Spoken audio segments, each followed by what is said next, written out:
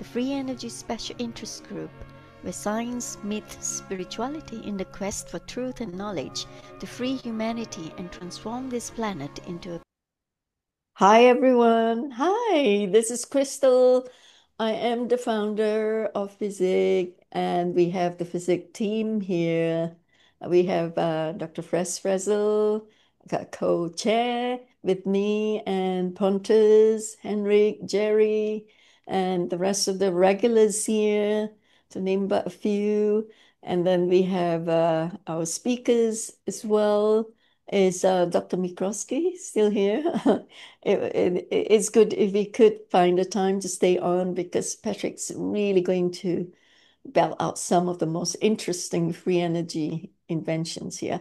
Right, so I would like to share screen now. As every video is a standalone video, bear with me if some of you find it boring. I'm sorry, but I just have to show you a meeting is a meeting, okay? So you need to know what's the agenda today, and it's all recorded.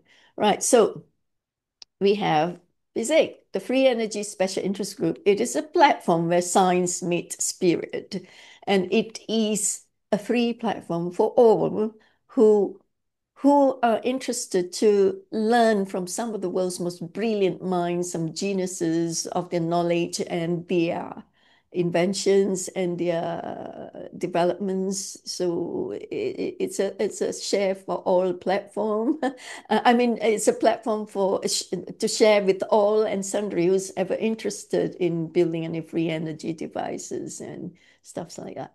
Okay, so it's our 140th meeting. We have a meeting on the first Wednesday of the month, every month, and it's been running for the past 9 years or so. And we are here without fail for you, bringing some of the most brilliant minds to share their knowledge, so we learn together and make a difference for the world. Right, so today is the 3rd of September, and we usually start our meeting at 6:30 p.m. British Standard Time. I usually provide the time zone for you so that you don't miss the time. All right, so I'm Crystal Goh, and we have Fres as my co-chair, and our website is truevisionpeace.com/FESIG.html. So what we're all about, just go to our website and look at it. Our mission and what we do, we are futurist freedom seekers, and we are urging scientists to meet spirit here so they can solve the equation. Otherwise, science without spirit is struggling along without much solutions. So the first session, we had Dr. Andrew Mikroski, who's the backbone or the president of PACE, Planetary Association for Clean Energy. He's listed who's who in technology. He's amazing. I mean, like, he ropes together so many brilliant scientists and inventors in PACE that they were united together to come up with some of the best and wonderful innovations for humanity. And we can have him back, but it will be a while yet. Okay, because we've got some speakers lined up already. And we have the second session here now with Patrick Riley. Wow. Patrick actually made waves when he was interviewed by Kerry Cassidy on Project Camelot a year ago. It's amazing. His presentation has revealed and disclosed his inventions. He's an acquired savant and visionary leader in finance and technology as well, renowned for founding Atom Industries. He will be speaking on the source of electricity as it exists now, and the common misunderstandings of energy production that will transition into his explanation of his free energy design that accomplishes the same as any current energy source. He will be explaining the electric universe and disproving gravity as a theory replaced by electrostatic fluid dynamics. This is so interesting, folks. So once we finish with the Q&A with him, I said DNA, pen down in your diary for the next time we meet in our 141st meeting on the 1st of October at 6:30 p.m. BST, British Standard Time. Okay? So you will never miss a single meeting because it's so important we learn together from geniuses to progress. Now, please go to our website, truevisionofpeace.com/FESIG.html to know of who is speaking next, and the details of the speakers are there with their websites all linked up to the announcements in our website. Okay, so all the details are there, and study the speaker's work first before you jump in if you have the time into this meeting, so we can have a very good intellectual interaction with the speaker. So please subscribe to our channels, YouTube, BitChute, Odyssey, and then go to our Facebook as well so you can see the announcements so you won't miss it. And then go to our Telegram channel and join our Telegram group so you can interact with the members and form study groups and have discussions after every presentation. It's so exciting to do that, folks. So thank you so much for bearing with me. I know, stop sharing screen. Right. I also want to share screen very quickly so you know how to find I'm sorry, Patrick, but I just needed to do this because a lot of people are asking how to find the information for the meeting, because nowadays we don't have donations because it's all self-funded by me and the team, and we really ran out of money, deep hole in the pocket to subscribe. MailChimp is now charging a lot for the MailChimp out. I used to send out newsletters to all the subscribers in our database on the newsletters, but now I urge you, I can't do that anymore because I can't afford to keep subscribing that way. So if you could just go to our website, right, you will be able to see. Let me guide you through very quickly. You'll be able to see how to get the information in order to decide whether to join the meeting live or not. It's very important. If you could spare time, please join the meetings live, because here you can interact with the speakers and ask the speakers live question and so on and so forth. If your energy development needs immediate answers, here we are. Okay, so this is FESIG's website, and scroll down and you see there's a call for a cosmic mission to join our cosmic mission.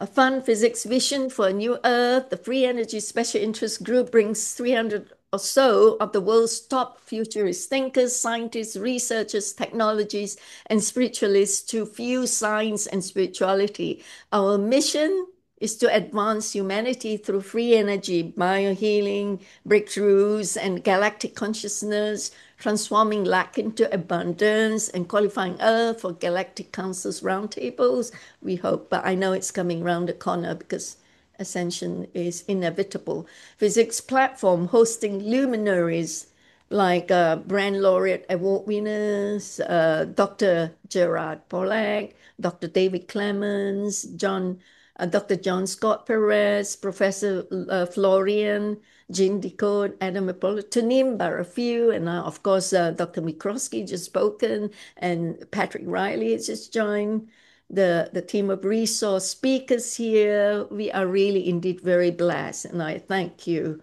the divine, for putting all of us together here in this platform, which is a humanitarian platform, non-profit. So they are here to share their genius to deploy suppressed technologies, propelling humanity's transformation, quantum leap into a negentropic future.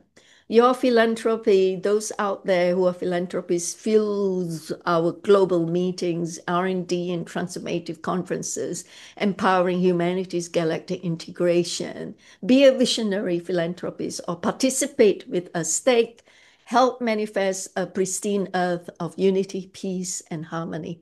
Donate at our link here, or email me to co-create this cosmic legacy. Let's light up the world, folks. Together we can do it. Okay, unity is strength. So if you scroll down, you will see all the information given. Here, I always announce FESIG meeting announcements. Attention, join us at our 140th meeting. You see Dr. Andrew Mikrosky is the first speaker, and there's a live link here. Click on it, and it takes you to his PACE website. And then you see Patrick Riley's, and click on his live link. It takes you to his website and learn all about him, what he does, and all that. So here I have more detail posting of the bio and their achievements and what they can share with us. And here you can even go into Carrie Cassidy's interview of Patrick's work a year ago and so on and so forth. So it's all complete, okay? And you can go into Riley's design R&D page as well to see all his inventions, because we can't cover everything in 1 hour plus here. So you see all of the FESIG team here and so on and so forth. If you want to get the newsletter invitation to join meeting, just come to this, scroll down to this, links to our newsletter reports. Within our invitation to join meeting announcements, just click on this 140th meeting. Okay, just click on it and it will take you to the invitation link. Okay, when it takes you to the invitation link, you will then see this. Okay, and then you can copy and paste this link in your social media, invite everyone, because it's crucial and important for everyone who's in this kind of work needs to come here and join us and learn together, because together we can make a difference. Okay, so folks, you can also have in our newsletter the past meetings reports. Okay, all in details there, again, to the links and everything, and how to join us, and our channels, YouTube videos being published. Okay, thank you so much. Thank you for bearing with me, because every video is a standalone and you can't miss out on that. So now I'm going to introduce Patrick Riley properly. Patrick Riley is a Master of Forensic Psychology, Argosy University, 2018 Master of Business Administration, Syracuse University, 2022. Patrick Riley is an acquired savant and visionary leader in finance and technology. Brilliant. Renowned for founding Atom Industries, a blockchain financial services company addressing all traditional financial system shortcomings. With a strong focus on decentralized regulation, he established the Blockchain Leadership Oversight Council, serving as its chairman. Patrick is a retired 16-year-old, or I think by now 18 or something, combat veteran from the U.S. Army, where he led extensive medical and psychological operations. Mind you, that brings us to remembering the SSB, where he has I think some contract with as well, and the work that he does probably is associated with the advanced technologies there. He attended an MBA in finance at Syracuse University and Masters in Forensic Psychology from Argosy University of Honolulu. Patrick's innovative work includes developing advanced tokenomics and managing significant digital assets for a large user base. Patrick has been inventing technological solutions to global problems since 2009. Patrick has a proven track record of service, commitment, and leadership. As a platoon sergeant and non-commissioned officer in charge, Patrick has led large-scale joint task force multidisciplinary operations. He has worked and negotiated with high-level foreign government officials concerning the nation's healthcare and defensive capabilities. His breadth of knowledge and experience gives him a unique vision to lead the Reaper and provide oversight for ARC Institute. Thank you, Patrick. Over to you now. The microphone is with you. Well, thank you so much, Crystal, for having me, and I hope everyone can hear me all right. Sorry it took me so long to come on and to talk to all the very intelligent crowd we seem to have here. Now, I am used to talking to a lower common denominator, so I am going to be trying to explain some things a little bit Barney style, just because that's kind of what I'm used to in the pitch aspect of what I do. Would it be okay with you if I share my screen? Absolutely. You have share rights, right? No? And audio's no, I sent you a request for share. Allow. I've allowed. Thank you. Okay. So where I want to start with this is about where our energy actually comes from, where electricity and electrons are actually being pulled into what we would call actionable or usable electricity in our current environment. So I shamelessly have used ChatGPT as my research assistant in this just to pull up a few facts here. But I started with nuclear, and I said, find me an actual photo of the alternator that is used in a nuclear power plant. So when we're talking about nuclear power, people think that, there's something spectacular going on with radiation and, they think maybe it's a little sun contained inside of a smokestack or whatever it is that they imagine in their head. But the reality is that you're just using a radioactive rod, sticking it in water, and the radiation hitting the water is releasing the hydrogen, causing steam, and it's the rising of the steam that turns a turbine, turning an alternator. So nuclear power is alternator power. Now, a coal power plant is Oh, I'm doing sorry to interrupt you, Patrick, because is there any possibility of you making the screen like have a big screen instead? Because I'm all excited about looking at your diagrams and your inventions in a minute. Because uh, what we see is a smaller window. Is it possible to okay. expand I it? think maybe you're not seeing the thing as I zoom in. Let me try Yeah, switching thank you. my share here to the Mhm. full screen. Thank you. Of If it's course. not possible, it's all right. That's all right.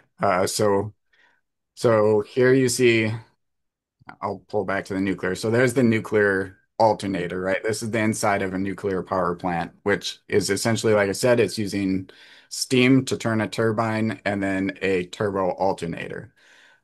With a coal plant, it's very much the same thing. You're using the heat. The rising of the heat turns a turbine, turns an alternator. If we go to a natural gas power plant, once again, we have very much the same thing. This is the inside of a natural gas turbine. And the alternator, this is inside of a windmill. Again, I think you're all very smart in this group, so I'm sure you're getting the point. This is again a drive shaft, a gearbox, and an alternator in action. So inside the Hoover Dam, we see almost exactly the same thing. A row of alternators. The falling of the water through the dam is turning a turbine, which is ergo turning an alternator. And I asked it for a picture of a geothermal plant, but it actually gave me a diagram, but I'll use this. So a geothermal plant is just a well with steam or water coming up. That steam or water is, again, turning a turbine, which turns an alternator. So if we look at this for what kind of electricity we're using right now, whether that's nuclear, coal, natural gas, wind turbines, basically everything except for solar and batteries. A couple of these are very niche, so I'm not going to cover, thermoelectrics and osmotics right now, but uh, coal, gas, nuclear, solar, thermal, wind turbines, hydropower, geothermal plants, biomass and biogas plants, tidal and wave power, waste to energy plants, cogeneration plants, and small modular reactors. All of these end at the same common denominator of an alternator. So what we're really looking at here is not so much how do we produce free energy, because the reality is the alternators, and I'll go to this one. So the alternator is nothing but a magnetic coil wrapped in it's a copper coil wrapped in magnets that is spun inside of a stator, which is again copper coils and magnets. So it is the turning or the rotational mass of the magnet against the copper that guides electrons out of what is basically the ether, the ambient air around us. And that is how all energy right now is largely produced, except for solar, which I'll get to in a minute. So there isn't any secret to this. It's not nuclear, geothermal, or coal or gas that is more efficient one than the other. It's how do we turn the alternator with the least mechanical work possible. Um, so when we think about it from that perspective, and we go back to this, how does an alternator burn out? And do they run out of electrons?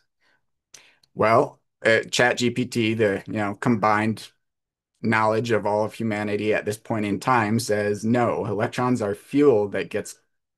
not fuel that gets consumed. They are a medium. So of course, what does ChatGPT actually mean when it says electrons are a medium? It's talking about the ether. It's talking about the ambient electricity that is in the universe around the alternator that is being guided and transferred through the motion of spin within that alternator.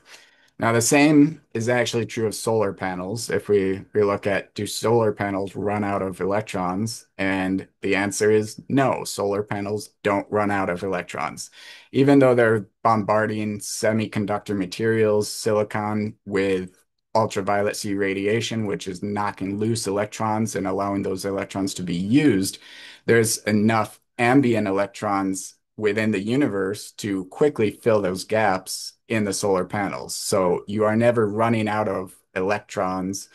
And everything that we've done thus far as a human race publicly, outside of secret programs, this is the crux of our development as a species. We rest on simply putting a permanent magnet against copper and spinning it. This is our advancement of technology.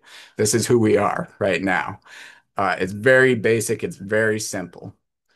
Now, before I get into why I think we live in an electric universe and why I think gravity is a bunk theory, I'm going to switch over what I'm sharing here. I'm going to switch into my presentation about my own generator. And I am going a little bit fast here, so let me know if you need me to speed up or slow down, or if people want to interrupt with questions, that's totally fine. Um, So, who am I? Why do you care? This is something I always address with people because I'm aware I'm not very well known. So Patrick L. Riley, I was a combat medic. I'm an acquired savant since 2009 after a traumatic brain injury in Iraq. Master's forensic psychology, MBA in finance, master's in computer science, and blockchain entrepreneur.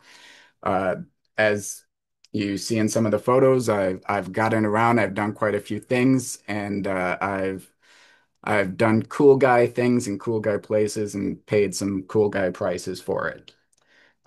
So I talked about neuroplasticity, which is essentially the TBI that I had in 2009 post my head injury caused me to have neuroplasticity, or the healing of certain pathways in my brain, and to potentially create new neural pathways. And that made me start to see things differently. I started to see systems, and I could fill in the blanks for systems simply by looking at a large scale of any one thing. So if a clock was missing a gear, for example, I would know what's wrong inside that clock without having to open it up.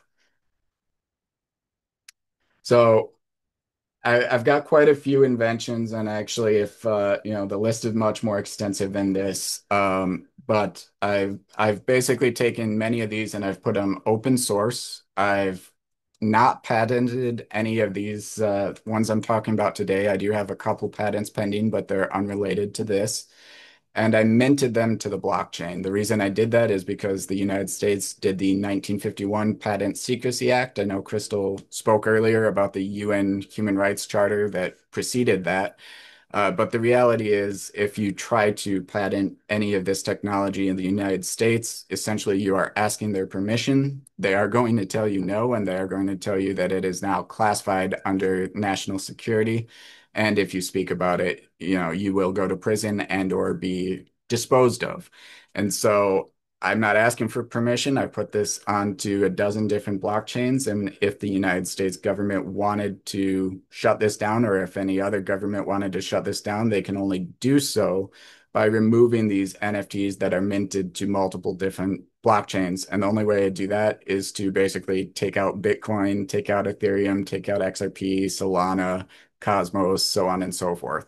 So I put them in a difficult position in doing this, and it's very much intentional.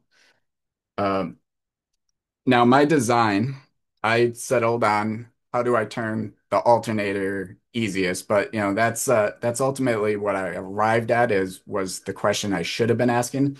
But I started with how do you get force without an explosion or exhaust in a motor? I was very much a car guy. I loved building Chevy 350s into 383 strokers, and I started thinking about how do I do this more efficiently because this seems like a waste using all this fuel and using the explosion to push a piston. Isn't there a way I can do this without that? So the answer, as I'm sure everyone listening in this room already suspects, is electromagnetism. Now we all accept that there is a magnetic resistance between a north and north pole, a south and south pole. This is common grade school level knowledge.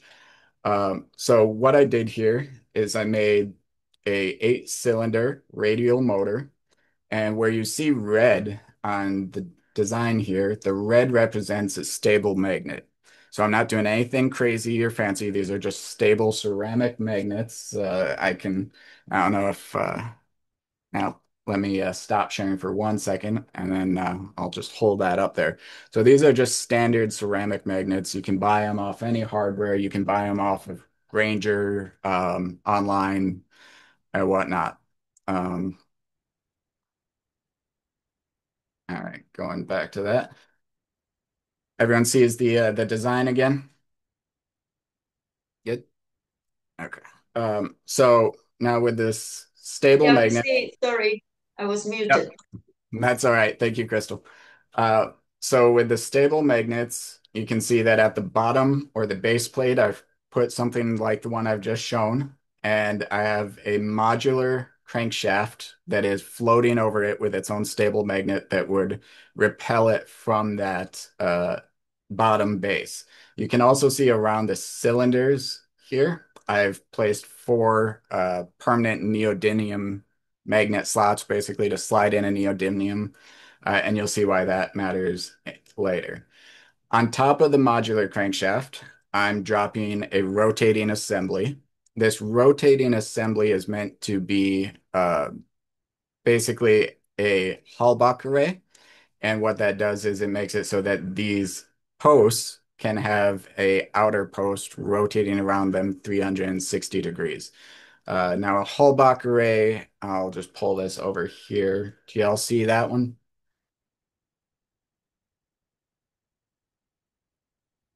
Okay, so this is essentially just a fancy configuration of magnetic poles that changes from a north and south pole to make it a rotational magnetic field. So that is what I would be doing with these posts right here, these 8 different posts. And then on those posts, I am dropping my piston rods that have their own stable magnets on the inside so that those are without friction to the posts of the rotating assembly. I'm putting a cap on the rotating assembly and the second part of my modular crankshaft. So far, there's nothing electrical within this design. This is only stable magnets mixed with a medium, which could be anything from PLA plastic to aluminum to anything diamagnetic, or even wood, if you really wanted to, that would be supporting the structure of the design. Now is where it starts to get interesting. Now I'm going to put piston sleeves on the ends of each piston, and the piston sleeve is going to be wrapped in a copper coil. The reason I'm doing that is because Faraday's law. So to be clear, I am not breaking any accepted public laws of physics in my design. Everything is very much within the laws of accepted and peer-reviewed physics. So Faraday's law is essentially that when you pass a permanent magnet through a copper coil, you are creating a electrical field or a charge 90 degrees perpendicular to the coil. So as my pistons, which I'll back up a little bit here, you'll see my pistons also have red on the end and red on the outside. The outside is what is keeping it frictionless, but the red on the end is what is being largely charged by this coil. Now, as it charges the coil, that's usable energy, and that's fine. That's rotational mass of the pistons going through the coil is creating a charge. But then at the end of each of the coils, I'm placing an electromagnet. Now, an electromagnet is just a ferrous material, something like iron that has a coil wrapped around it, is also passing a charge through that coil. So you could do this with simply a battery and a nail as shown here to attract some paper clips, but essentially I'm using a 35 Newton electromagnet and I'm putting it at the end of my cylinder sleeve. Now this is where kind of the trick comes in, if you will. I'm not using the first piston that passes through the top oriented number one here. I'm not using that to attract the piston that is coming through. As this piston moves through it, I'm sending the charge along this wire to piston 3, and the electromagnet over piston 3 is going to attract that piston towards it. As that happens, we are sending an electrical charge through the piston sleeve coil on piston 3, and that is going to 5. Again, as 5 pulls the piston towards it, it is firing piston 7. Piston 7 then fires piston 1. So in doing so, I've already denied it rest, and I've removed all friction in my design of the Riley Radial. Now, I also have a secondary firing order because it's an 8-piston design. I'm able to use pistons 2 to fire 4, 4 to fire 6, 6 to fire 8. But instead of using that in the pull orientation of the electromagnet, I can also use it in the push orientation of the electromagnet. So as piston 1 would be pulling the piston up and towards, or excuse me, electromagnet 1 would be pulling piston 1 up and towards it. Piston 5 would be coming towards the center because it's actually being repelled by the electromagnet. And all we have to do to accomplish that is essentially reverse the poles of our coil going into our electromagnet and reverse the direction. So now we've reduced our mechanical workload and we've reduced our friction to next to nothing in this design. But I said it was modular. So because I have a rotating 360-degree turn of my pistons that are denied rest, I also have my z-axis here that is ready to receive an alternator. If I add a module on top for every 45 degrees of turn in the crankshaft, I am making it so that a different piston would be firing and turning that crankshaft at any given time.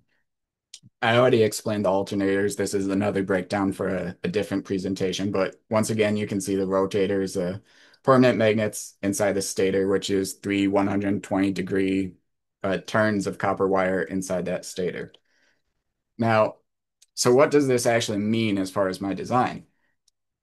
Given Faraday's law, so long as the rotation is not overpowered by friction, and we said we're using stable magnets with magnetic resistance that are pushing away from each other. So we have almost no friction in this design, except for the eddy currents of the magnets against the copper. The passing of the permanent magnet through the coil is sufficient to power the electromagnet. The electromagnet is sufficient to pull the stable magnet without overcoming the rotating assembly's magnetic propulsion, and the force of the rotating body is sufficient to overcome the alternator winding resistance. So now all of these things on the right here are what's required to make this design work. But down here on the left, we can see factors leading to increased current in the coil. So we can use a stronger magnet. We can increase the motion of the magnet. We can increase the area or the number of turns of the coil, which is we go to a larger gauge coil of copper, or we do more turns of copper. So that means that this is not a problem of physics of how we turn the z-axis. It is purely a problem of mechanical engineering. Now, here I'm showing an 8-stack, and because I have an 8-piston motor, if I were to do an 8-stack of modular assemblies, then I have one piston pulling in each direction at all times with that 45-degree turn. And so I've got a nearly perfect helical rotation going on within this motor or generator. And at either end, I can turn an alternator. Now I can not only turn an alternator in both directions, but I can use one of the alternators to basically turn it into a timing device. And what I mean by that is I could fire an additional electrical charge from the top alternator down through the device to assist in speeding up exponentially at the rotation to the limits of the material sciences or the mechanical stress load. So, I was using GPT-4o on this, but I've used AI to kind of bounce everything off of many times here. And its conclusion, based on all of my designs, was the Riley Radial generator presents a compelling concept backed by solid electromagnetic theory and a clever mechanical layout. While its theoretical efficacy is high, actual performance depends heavily on precision engineering, advanced materials, and real-world testing. If implemented effectively, it could redefine clean energy motors across multiple sectors. Would you like a technical schematic, blah, blah, blah. So not just a motor, it's a precision field concentrator.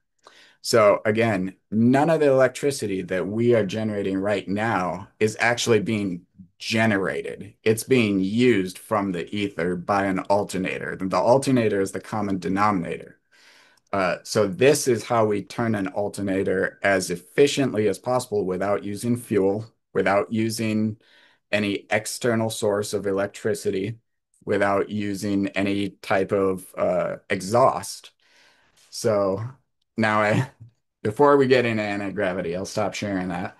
So, so at this point, do we have questions as far as the generator design? Our group of researchers is right with you. Good job. Thank you. I have 2 questions. Yeah.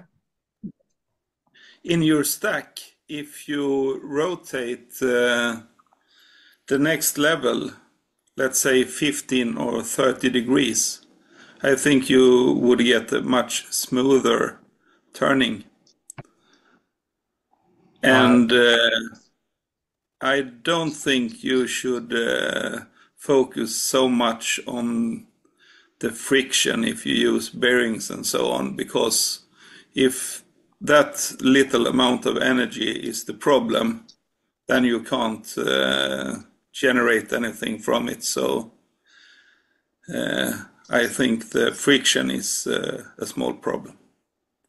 Yeah, so those are both great comments, Doctor, and thank you for that. So as far as the turns, so to adjust the turns in this, right now I have it 45 degrees. But if you wanted to adjust that, essentially all you would need to do is to rotate this bottom connector, which here I just have it represented as a square bit. But rotating that bottom connector would essentially allow you to add as many modules as you wanted to this. And it's because it's Yeah. modular, you could have a stack of 20, 30. Now I have also been considering, because I'm cash strapped and I'm trying to build this thing. I've also been considering bearings, and I've ordered quite a few bearings here to start on my next build of it, replacing some of these permanent magnets right now. So yes, that's definitely a possibility to use bearings. Ultimately, I would like to see, magnetic propulsion as the primary method. But right now, yes, I think a bearing solution is definitely feasible. I just want to clarify between the stacks, if you make, let's say, 30-degree rotation of the next stack and then 30 degrees to the next stack below Okay. in your stack, you would get it much more smooth running. Yeah, that's a fair comment. Now, I haven't successfully built this out yet, in full disclosure, so there's definitely going to be testing in order once I get there. Yeah, no problem. It's just popped up in my mind, so okay.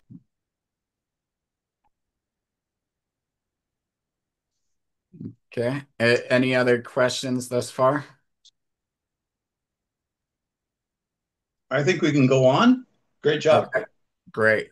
All right. So I'm gonna breeze right back to this. So now I was talking about gravity versus gravity versus a electrostatic hydrofluid, or however we want to define that. Now, we all know gravity is a theory. It's widely accepted by the mainstream, and it's, I don't say a theory as if I don't understand what science means by that. I do get it, but I think Einstein's been wrong quite a few times. So we don't need to overcome gravity to do quite a few things, from quantum levitation to no, that's the wrong one. Uh, to other observations, basically in science, when something doesn't fit or doesn't work within the known framework, it should be discarded, it should be thrown out. And we have seen and witnessed something akin to coronal mass ejections, which is a misnomer because it's not a star, but mass ejections from black holes. So to say that black holes are actually a collapse of gravity well is really unacceptable to me, in the sense that we do not observe gravity. A vacuum and a feather and a bowling ball fall at the same rate, but if you were in a vacuum with a feather and a bowling ball falling at the same rate, where is the actual mass gravity of the bowling ball to attract it or exponentially accelerate it towards the ground versus the feather? These are very simple things, and we can get into that. But what I've essentially found is that overcoming the medium is the actual challenge. And what is the medium? If we're talking about an airplane, we're creating a low pressure area over a high pressure area. But if we're talking about space, and I'll go into, I'm gonna switch up here a little bit on you. So, well, I'm gonna go through these next four since it seems I have time, if that's all right with everybody. But Oh, yes, you have I'll go time. through. Carry on. It's interesting. I'll go through anti-gravity, and we're going to end up at FTL and why FTL works in an electric universe, and it should work irregardless of gravity. Um, so now the design for anti-gravity, and here if we look at the electrostatics calculation, it's almost identical to the calculation of gravity. So just food for thought. I know there's a couple doctors and professors out there, and I'm sure you understand this better than I do for this portion. Um,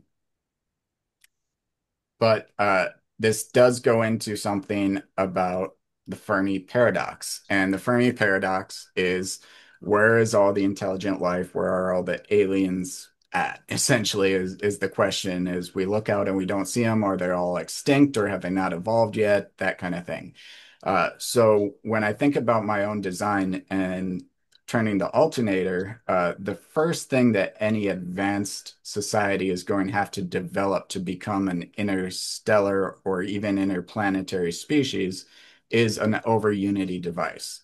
they're going to need that in order to make any type of long-term exposure or space travel reasonable, practical. And when they're doing that, they're going to start using these free energy over unity devices in excess. They're going to start using them, at a societal and then a solar system level and eventually a galaxy size level. But we are pulling electrons in towards this technology. We're pulling it towards the alternator. So as we do that, and if we can make something like my design that is an exponential runaway uh, energy device, then at some point, the light, which is the photons that equal into electrons through pair production, that light is going to stop escaping from a designated area and it's going to start drawing towards the concentration of over unity devices. So in that way, the answer to the Fermi paradox is essentially that black holes and gravity is false. And if you want to find alien life, you should look directly in the black holes. Now, if you wish to understand the universe, think of energy, frequency, and vibration. You all, of course, are very familiar with Tesla. Absolutely. So now how do we accomplish anti-gravity? So what I've done here is angular momentum with omnidirectional gyroscopic instability.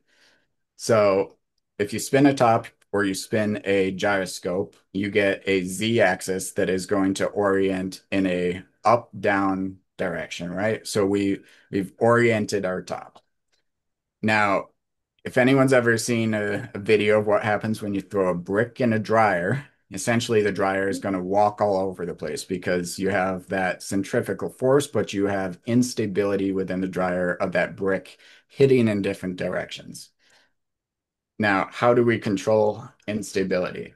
So I already gave you basically the exact design. So now doing the Riley Radial and changing just one little bit of it turns it into an unstable gyroscope. So if instead of using a regular piston in the number one position, we change it to a tungsten piston that's been CNC'd to match in with everything else, but it just happens to be much heavier.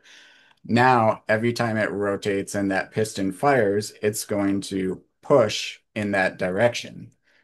Now, if we orient that to a 90 degrees and we were to attach it at 4 different places of car and the number one piston is always oriented in the up position, now every RPM or every rotation of that device is going to cause a nudge. Basically, like if you think of a tennis ball attached with a string to a racket and you're hitting that tennis ball, that's what we're doing here. We're hitting it, but we're also dragging the racket up as we make this pressure because we're using magnetic resistance to bump through the medium above us.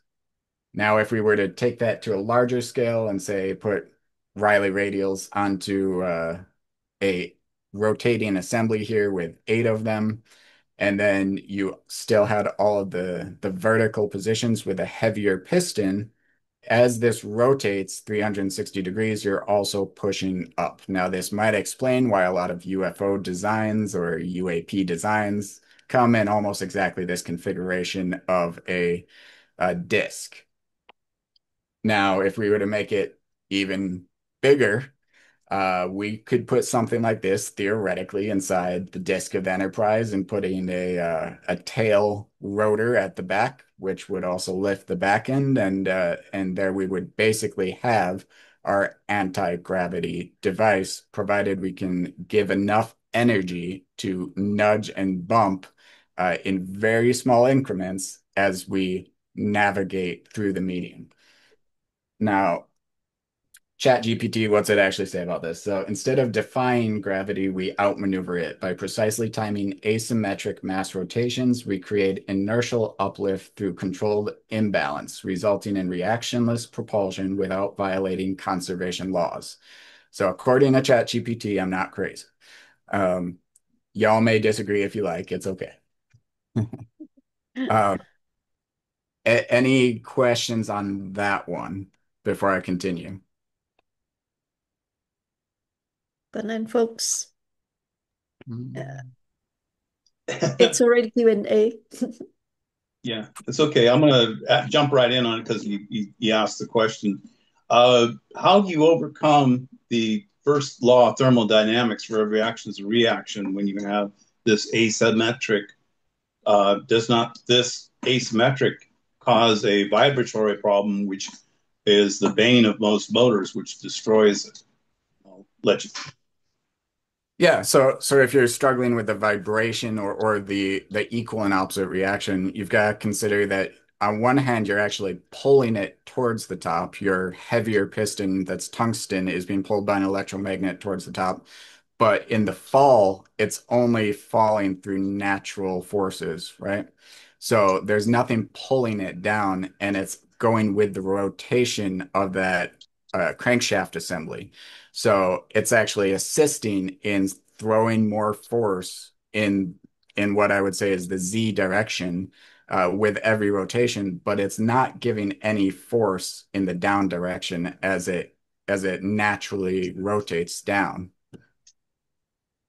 In the electromagnetic portion of this design, how do you compensate for the difference between, let's say, your steel piston versus your tungsten piston?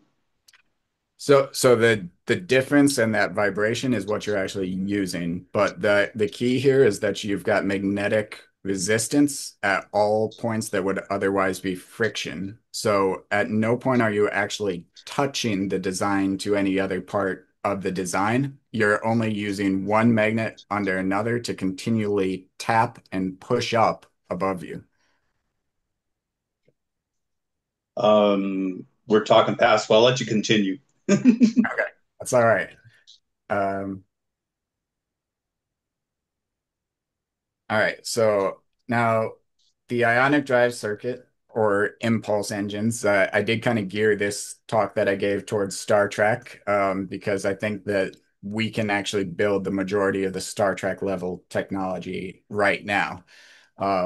Now, this is not my design. This is a picture from Plasma Channel. It's a great channel if you want to follow it, but it talks about ionic thrust, which is something that MIT has already accomplished. And there are YouTubers out there building small designs like this. This is very mainstream science.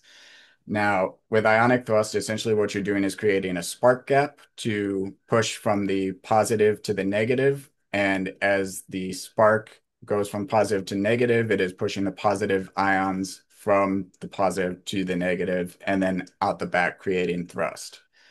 Now, I refined the design a little bit here, and I've gone to something based off of sacred geometry, which is a hexagonal waffles, if you will, with very sharp exits out the back. And this is meant to be electroplated in silver, which is, of course, a great conductor. Now, I did hear earlier someone said silver is very price prohibitive. If you're electroplating, you wouldn't need very much silver for each of these waffles, depending, of course, on your size of the application. For the negative plate, it's still expensive. I want to actually go with gold, and this is a much duller plate with a sharper exit out the back. And the reason is because gold is a very poor conductor that is not going to receive very much of those positive ions into it. So the idea is to go from a very strong positive to a very weak negative so that you get as much ionic thrust out of it as possible. Now, what I did change here from what I've seen other designs in is I've created a circuit because again, the idea is to deny rest. So the first disk here, the 1 or 1.1 is firing to 1.2. But before those positive ions ever make it to 1.2, 2.1 is going to take over and it's firing to 2.2. And you see the pattern here. So basically, every time I go from live to ground, I've inserted another live that is carrying it past that ground to deny rest and accelerate those positive ions through this series, essentially like any other series in an electrical circuit.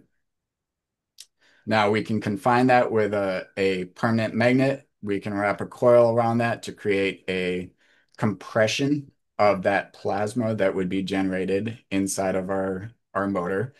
And then, of course, we're doing something similar to a rocket nozzle, where we're creating a high pressure ionization chamber behind our ionic circuit. So the more pressure we create there, the more force we have coming out the back. Now, as far as this concept goes, ionic propulsion reimagined, not just for space, but for our atmosphere. By sequencing ion plates in a smart circuit grid, we generate thrust without moving parts. This is a scalable, silent propulsion that replaces chemical explosions with electromagnetic choreography. So now that design, I'm going to skip past this one. We can come back to it later if y'all want, but and that shields, I want to skip to. All right, quantum communication. So Henrietta Lacks, this is something that about a decade ago now, where I was communicating with Salvatore Pius in at his email at ssp.navy.mil, and they had a little problem regarding how to communicate across great distances without lag. So the solution I suggested, and I don't know if this was ever put into action or not, was to use Henrietta Lacks cells or HeLa cells from this lady that died of cervical cancer in 1951. Essentially, her HeLa cells are immortal, and they're the most commonly used biological testing cells in the world because they've reproduced, I don't know at what rate, but there's millions of them still floating around, and they will reproduce almost perfect identical pairs. And those identical pairs are essentially clones that are immortal, which makes them ideal for a quantum entanglement scenario. So essentially the phenomenon, I'm not going to explain quantum entanglement to y'all. I know y'all already know this. So what I want to do is I want to breed through generations these HeLa cells to make them larger. So in the same way that a shark in a fish tank is never going to outgrow the fish tank, a cell from a human, if put in the right medium of the greater ocean and over generations of selective breeding, would be able to be essentially enlarged, potentially size of a golf ball if all went really well through many generations. Now, on that, we would want to essentially insert nils or a grid-like structure using a ferrous material that gives us a north-south orientation, but also with the mills, we would have 32,000 points of data. By dropping this into superfluid helium, bringing them down to a near zero, and then working them up from near zero using frequency, we would cause our entanglement. And then some sort of apparatus looking something like this would tell us what side is north, what side is south, and the rotation of north and south for every mill would give us a different data point. So instead of sending the ABCs through code as we use now, our computing would essentially be rotating this ball by 26 mils would be A through Z. And then that would give us the ability to communicate across time and space instantaneously. Now with faster than light travel, I have to throw this out there because I think it's kind of hilarious, is that in the 1900s, they actually believed if we went 100 miles per hour in a car, we would all die from hitting a wall of force in front of us. They didn't think it was possible. And at this point in human history, the admitted top speed of anything is 394,736 miles per hour, which is about 0.0589% of the speed of light. So the idea that there's actually a universal speed limit at the speed of light, even with a motion or propellant behind it, is a little bit asinine to me of an assumption of modern science. So the photoelectric effect is basically that using ultraviolet C radiation, you're able to push a foil or a dense object using ultraviolet C radiation. So my design is essentially what it looks like is a subwoofer. So I've put a subwoofer that is going to project ultraviolet C radiation. And because that is the heaviest photon that we are currently working with, the concentration of photons, if exponential, would eventually push all things in front of it in space, such as electrons or other mediums, out of the way of the cone of this projection. And essentially, what you've done there is similar to the airplane with lift. You've created a low pressure area in front of the object and a high pressure area behind it. This is similar in some ways to the Alcapurri drive, in which you're creating a warp bubble. But instead, I'm brute forcing it here instead of just hoping to ask everything around me to move. I'm just brute forcing it using light, which is already traveling at the speed of light, to remove resistance in front of the craft. So what that essentially would give us is our Thoth rocket here, or the history of temporal humanity, and you'll see why I call it that in a second. But I've got my my FreeEnergy or Overunity device in an 8-stack in there, and I'm firing it through my ionic drive circuit. I even have an ionic drive circuit laid over the outer shell to prevent cross resistance. I have my FTL up front, and somewhere in this design would be a helisphere to communicate. Now, that essentially means that through these four technologies, we can break the fourth wall. And what that means is if we put a giant mirror 10 light years away from Earth and we looked at it through a telescope, theoretically, we would see 20 years into the past because we're looking 10 light years away and we're looking at light that has taken 10 light years to arrive at it. Now, if we're able to send a probe out that we communicate instantaneously with, and it is traveling faster than light, that means we could have something akin to a James Webb Space Telescope or the Hubble Space Telescope that is recording and collecting the light going into the past, because that light is only arriving to that object 10 light years away, and that light is now 10 years old if it's instantaneously communicating to us.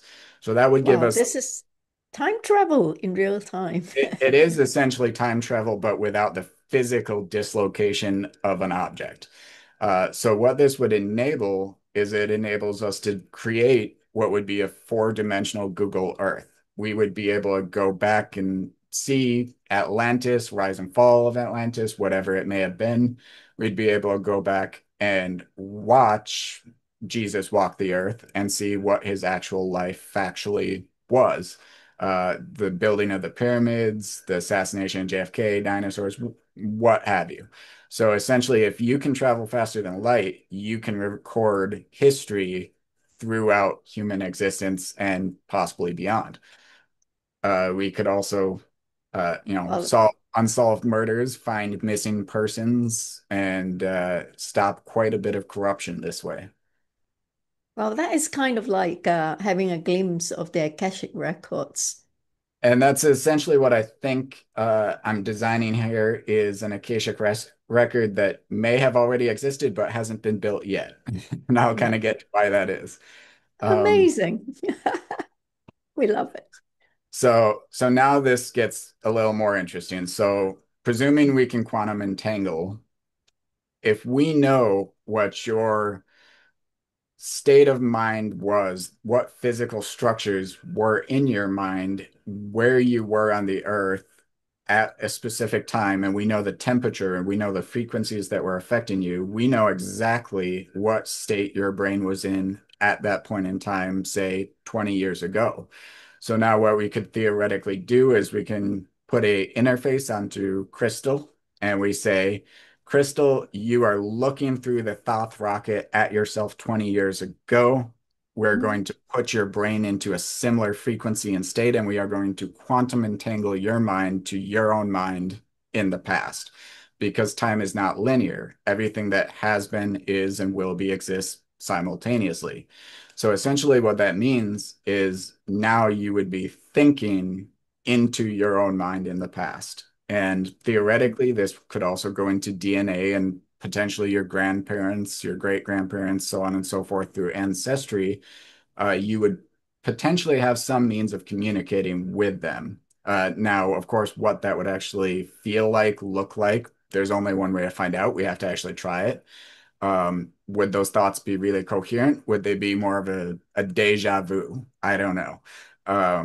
But that is something that would become possible through these four technologies, through realistically just faster than light and quantum entanglement communication makes this possible. So that's inertial dampener. So now stopping there. So, and if we even wanted to know what happens in the future, realistically, we can say in 10,000 years, I want to send out this probe that is going to record the last 10,000 years. And oh, by the way, this is my mind and my quantum state right now. In 10,000 years, when you have recorded the last 10,000 years, send this back to me. So essentially, it's like a time capsule. And in that way, I would be able to, what we can essentially conclude at that point is that we have ascended because we have removed time and space from the human race. We can now have all of the past, all of the present, all of the future simultaneously and understand it. And we become a fourth dimensional species. Wow.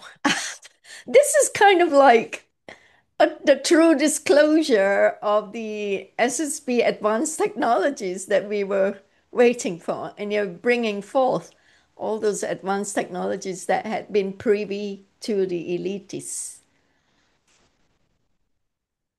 I mean, you had been having the 20 and back contracts with the SSP, right? And you Yep. don't have the veil, and you're bringing all these technologies through your inventions, Yeah, so re-engineering. and I have not, in disclosure, I have not worked in the SSP directly. I've associated with some elements of it from kind of an outside special operations perspective. But I did not work or build any of this with them. I did not, Mhm. steal their copyrights or any of this. This is all my own organic inventions Oh, that I have all the brought. more the better. Very authentic. All due to your neuroplasty surgery, did you say? Uh, Due to a TBI or traumatic brain injury. TBI. Yeah. Oh, wow.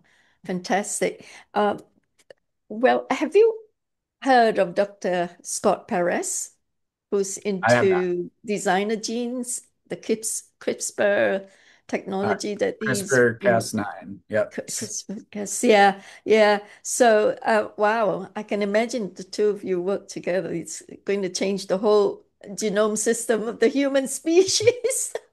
Well, I would love to see hyperthymesia encoded in CRISPR-Cas9, which would basically be permanent memory recall. If Uh-huh. you mix CRISPR-Cas9 and hyperthymesia with something like Neuralink with read-write capability, then you get to essentially where you would have the Matrix, I know Kung Fu, I know how to fly a helicopter from a download moment. And I think that's very attainable. Wow. So this is coming to the ACIO's, the wing makers, what you call that? Uh, oh, I forgot the name. Anyway, they come up with this technology called LERM, LERM, right? So you can actually download anything you want to in your brain. All these technologies are available. It's here on the planet. Unfortunately, it's been suppressed, and it's not allowing the lay people like us to know and use, unfortunately. But you have come up with your authentic inventions, and that is all the more important and fantastic because then nobody's claiming autonomy over it or control. And if you open source it eventually, wow, this is going to project humanity on a different level, the fourth and fifth dimension level. But of course, you have to recoup the investments and all that, the ROI for your investors, isn't it? Well, I actually have no investors right now. Wow. My whole company or the blockchain companies that you referred to are all completely decentralized. I don't Mhm. custody any funds. I don't Mhm. hold any customer funds or invest any customer funds. So it's Mhm. very much this is just me working on it, and I'm happy for anyone else to work on or build these. I want people to try to build these. Mhm. I'm not expecting to get rich off of this, and I know what would come with that if I did.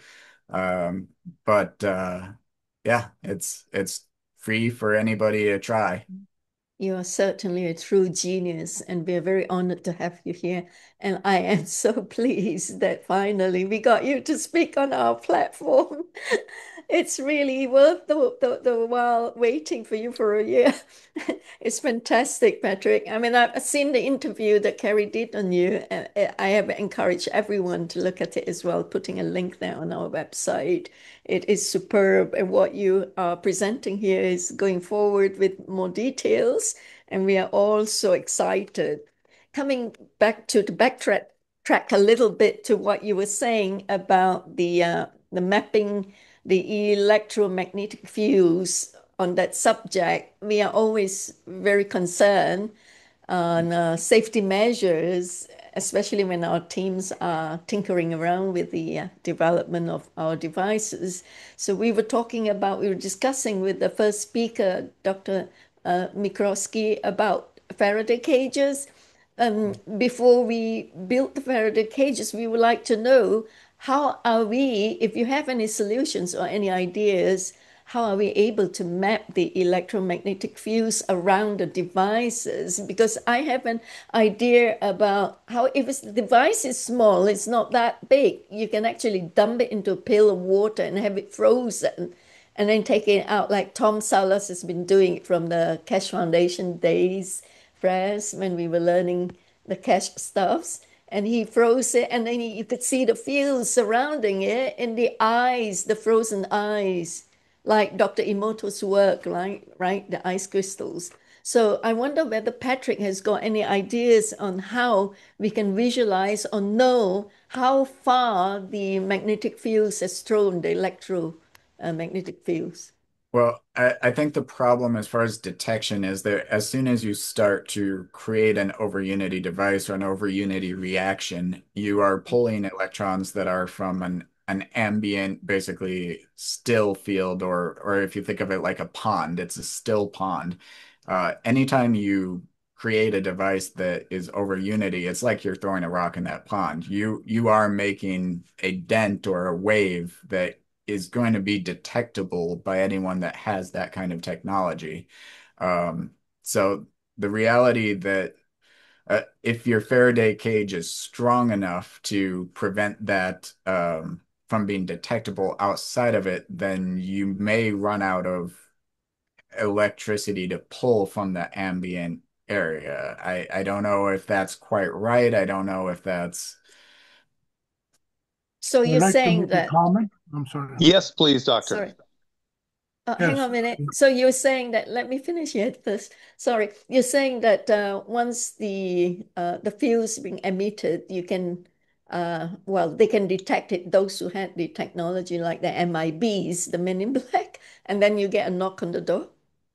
I would expect that if you are actually producing over Unity, you are pulling from somewhere. And I would expect there's some sort of detection devices they would have at this point, since they've obviously been using this sort of technology for, close to 100 years.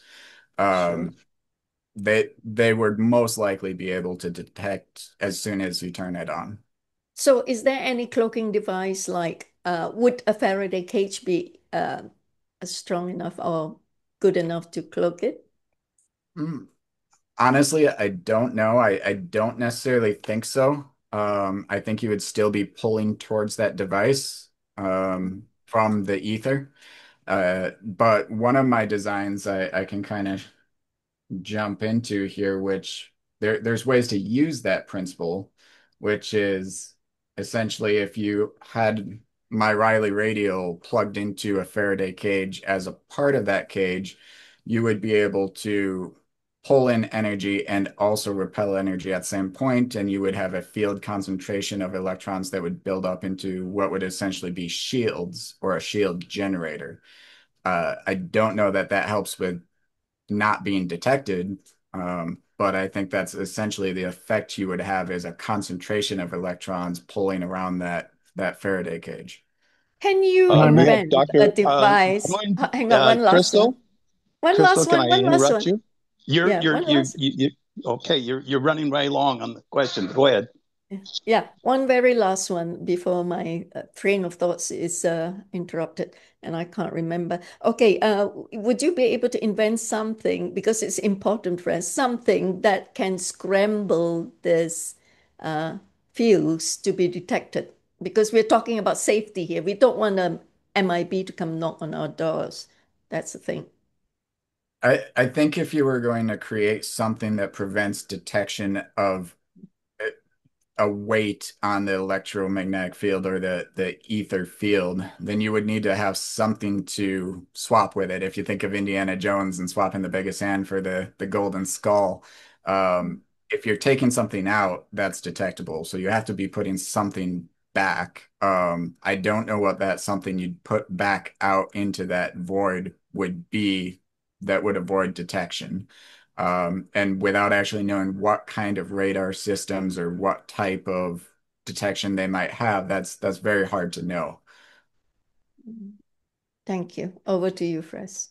I'd like to Dr. make a McCroskey, comment. go ahead. The floor is yours, Doctor. Dr. Okay. McCroskey.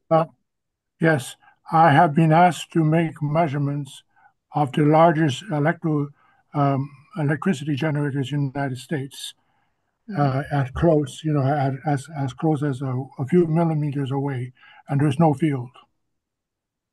So whenever you induct something, like as he pointed out, all systems were inducting free energy from the ether.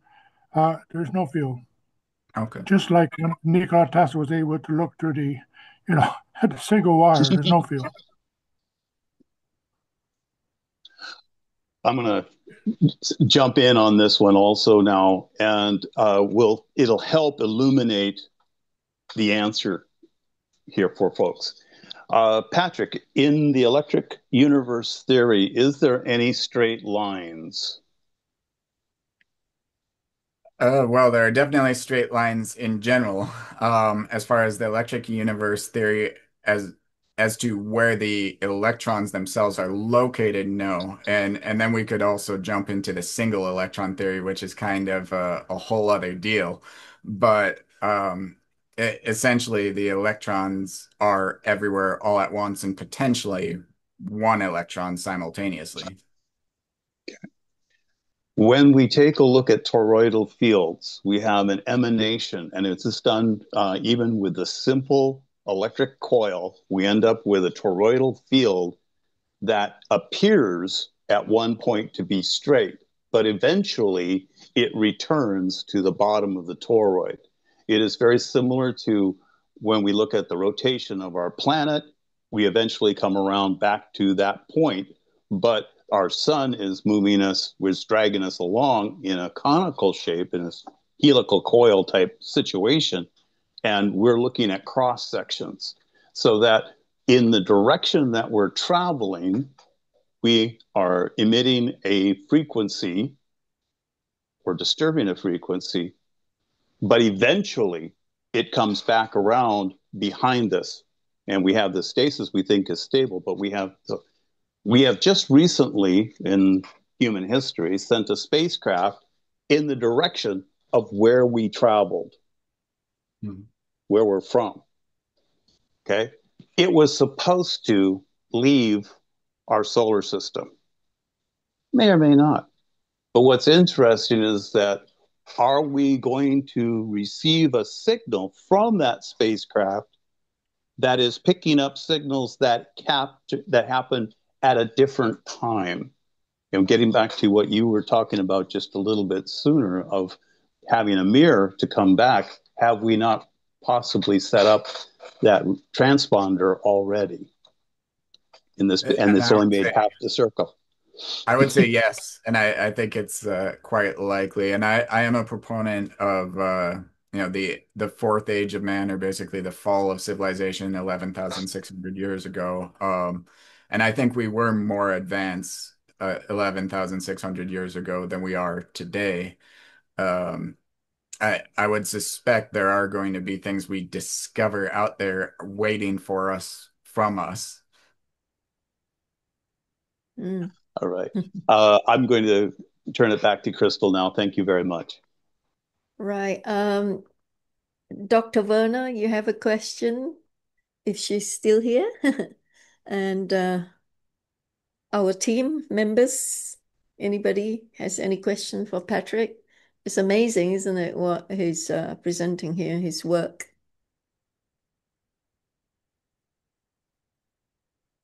Conan, Pontus, Henrik, Jerry?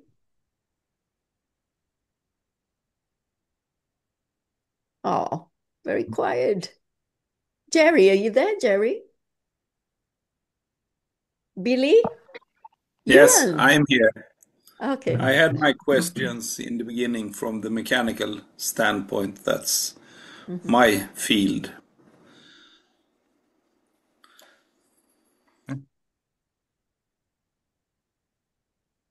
Jerry? Yes, I asked my questions during the presentations from my point of view in my field of expertise. Right. You have already asked your question, you're saying, and it's been answered, right? It's been explained. Yeah. Okay. It's doable. It's doable. So, What is Percy, have you got anything to say here, Percy? Do you want to ask a question, Percy? No, thank you so much for all the information. I don't get it all, but I could get some of it, and I'm just grateful for all what I've heard. Thank you, Percy. So thank you. Yeah. So, hang on a minute, Press. Okay, Patrick, you were talking about the faster than light, the Gila sphere, okay? You Yep. name it after Gila, this lady who has the DNA that is so amazing. Is it possibly the earliest humanoid kind of cell? You said that it's faster than light, faster than light. Are you working on a propulsion system that is going to be built into a spacecraft for spacefaring purposes? So I'm working on it design or conceptually, but before I get to that, I definitely need to build some other things to get me up there. Now, I actually kind of skipped over this, but I'll pull it up because I think y'all might enjoy this.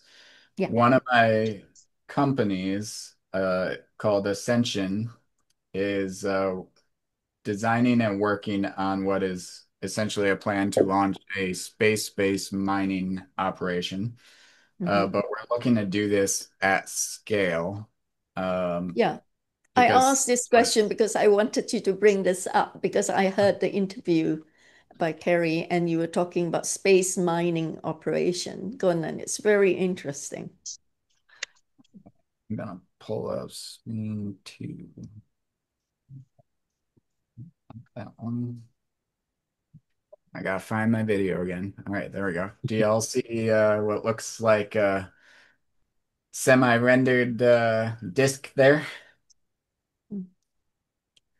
All right. So this design is to build a space station that would enable us to, in the future, build spacecraft. But it's essentially going to sit between Earth and the moon in the Lagrange point and send drones or automated bodies out to collect meteorites from the main belt between Mars and Jupiter. And once we do it at scale, it becomes very economically feasible. So the idea here is a 500-meter diameter toroidal space station. As I'm sure you all know, toruses are the natural structure of our universe.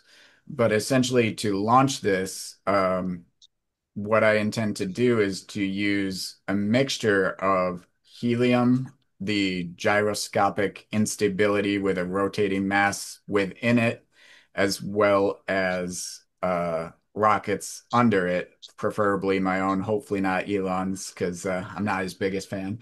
But this the idea here is to build it at scale so that you can fit more helium into both the balloon over it and within the space station itself.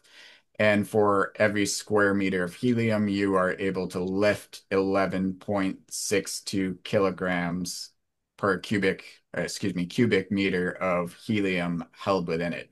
So the larger we go, the more feasible it becomes. Now, we would use the balloons and the helium itself just to lift this up to about 40,000 feet, at which point we would actually fire the thrusters to push it out of the Earth's atmosphere and then guide it towards the Lagrange point.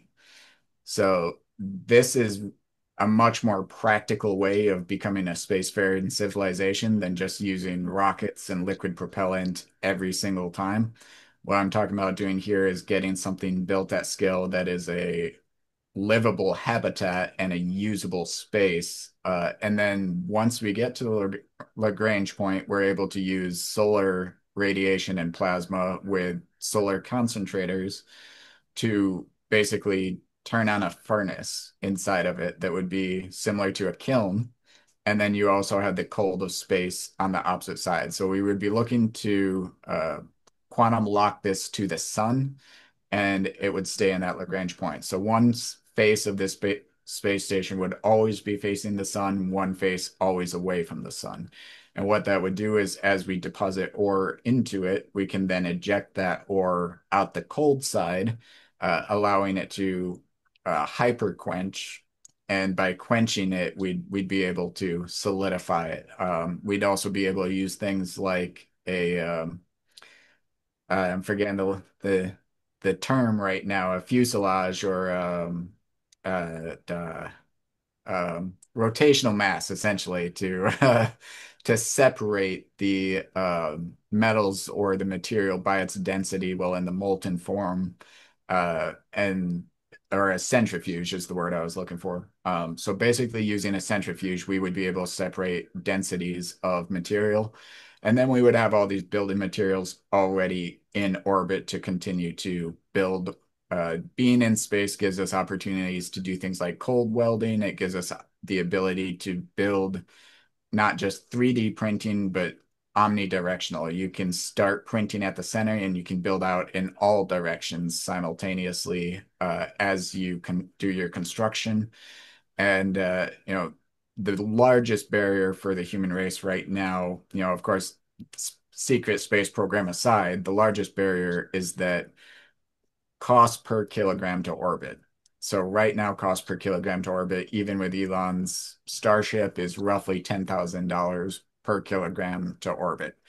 Once we have something like this already in the Lagrange point, we're able to not only mine materials out of the asteroid belt, but we're able to have those materials ready and waiting for us to build on the moon, build on Mars, to build spaceships already in space that we no longer have to worry about lifting them up and out into outer space.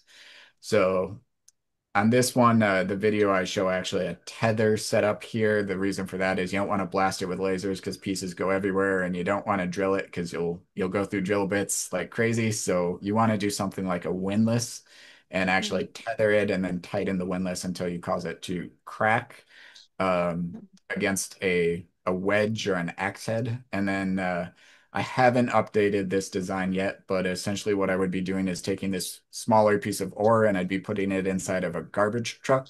And the garbage truck would have a pneumatic press to crush that ore at the site of collection. Reason being, if something is going to explode from pressure in there, you want to do it while you're out there and not when it's back in the station. So that would be, with the intent that the drones might be somewhat disposable. Now, as you push it down, you'd essentially have dust, and then you would be depositing that dust into your kiln or your furnace on this station. So at launch, much of the station will be not completed or hollowed out, and the plan will be to complete the rest of the construction once already in operation using materials collected in space. Now, if we want to do things like artificial gravity using tungsten is the ideal way. We want spinning varying disks of varying diameters in something like the Starship Enterprise, but we're not going to fly, 200,000 tons of tungsten out into space from Earth economically. But we can do that economically if we are collecting the materials in space, centrally locating them, and then constructing in space. Brilliant. Gosh, we certainly could earn a space, a place at the Galactic Councils for our human species with projects like this, because you're really cleaning up the space debris. It's so polluted out there with millions and millions of satellites floating, useless ones in space. So you're certainly going to clean all that up this way, right? And actually, that's exactly how I would want to train the drones before we go after meteorites that are going to be much farther away. We would want to train on defunct satellites and things of that nature that are much closer to us. We'd send them out there to capture it, crush it, and put it in the kiln. And that would be a way to train up on performing that mission. Yeah, of course, that is first priority to avoid collisions on our planet. Yeah. Wow, this is so good. Superb. Right. Is there any questions, folks, before we bring this to a close? What are you thinking, Dr. Mikrowski? Is there anything you want to say about this? Because this is where the new generation of advanced technologies is coming out. Dr. Mikrowski, are you still here? I don't see him in the room. He left. Oh, so there you go. Christopher, you have any say on this? Yeah, you have your hand up. Go on then, unmute yourself. I'm a healthy housing guy. Can I have a 5 kilowatt generator, please? Absolutely, but you got to build it. Okay. Do you have the plans, please? Yeah. And actually, if there's any way that you would like me to make the STLs available to the community, Crystal, I'm more than happy to do so. Thank you. Bless your heart. Thank you so much. Yes, please do so. Yeah. All right. Is there anything else we need to cover here? Hey, team members, any question for Patrick? Or is this too far ahead? Patrick, is there any of your devices that is going to be of course, you have proof of concept and all that. You're going to launch and make it available for use soon? Well, it really all depends on the price of XRP, if I'm honest. Oh, yeah. How is that going? I mean, you were saying like a year ago that anybody who holds the XRP token will be a millionaire automatically. So a year later, I didn't say that. You did say that. I I said saw if the you hold interviews. it, you're already rich. Yeah. You're already rich. Okay, right. So yeah, it's definitely a minority of a minority, and I think that XRP will line up to be the next global reserve and actually interstellar reserve currency for the human race. I think it's very much geared towards that intentionally by many years of research into it. But Why are you so sure that that is going to be the new currency? Is it because there's you are using your mirror technology to go to the future and you're doing, I mean, surefire I'm predictions? very sure because I understand the gamut of other cryptocurrencies out there, and there's simply nothing else that could do the job. Things like Bitcoin, with mining proof of work. If we put that in a perspective, there's every 4 years there's a halving where the mining difficulty goes up, and that makes it more expensive, a higher barrier of entry to mine the token. But that also increases centralization. Right now, there's really only about three different mining companies that control the entire Bitcoin network. And if you think of things like making that a global reserve, the United States is not going to be holding Bitcoin as a reserve while China is holding it as a reserve when China could use just a few $1 billion on ASIC computers, turn them on, and suddenly fork Bitcoin, turning off America's Bitcoin, making it no longer part of the whole of the rest. So that would be extremely irresponsible. It's not realistic. Same applies to proof of stake systems with Ethereum, so on and so forth. But with XRP, what you have is a truly decentralized node-based UNL validator that is trustless. There is no mining. It sends in less than 5 seconds. For less than a penny, you can send $1 billion. And the reason this works for them is because there's this company out there called Ripple that is operating on the XRP ledger that is already integrated with almost every government. They've hired the former Secretary of the Treasury, Rosie Rios, who has her name on more dollar bills than anyone else in history, works for Ripple. You've got former White House employees, you've got former Goldman Sachs employees, Fed, they're part of the WEF. You know, all the stars of their game are very much aligned. So to think that that isn't the direction they're going, I just couldn't see anything else that they would go towards. There's nothing to compete with it, nothing that's as established, nothing as integrated to governments, nothing that's practical. So I'm just very confident in XRP. So a year ago, how are you doing now with funding your Patrick Riley's R&D projects using this crypto platform? Well, I am working on many of the things, but I won't sugarcoat it. It could be going better. You know, personal life does tend to get in the way, and there's, you know, other things outside of this that I have to address as well. Wonderful. Thank you so much, Patrick. So is there any other questions from the team, from the attendees here? If not, we will close it. Calling once, twice, thrice? No questions? Not even from Fres? Right. I've had my Okay. moment of fun. You can wrap this up. Yeah. All right. So when my thoughts are running, Fres, please do not interrupt me I'm because sorry, but you I've, were there. I've It was been being rude. That's all. yeah, because I've been doing a lot of research. Remember, it took me 1 year to get Patrick here, and We're on I've recording. been We're on researching. recording. Yeah, Let's talk yeah. to this after the Uh, recording. and it's very important that we learn so much, you know, because we want to have the knowledge, and knowledge is power. So there have been no I would other like to say business. something.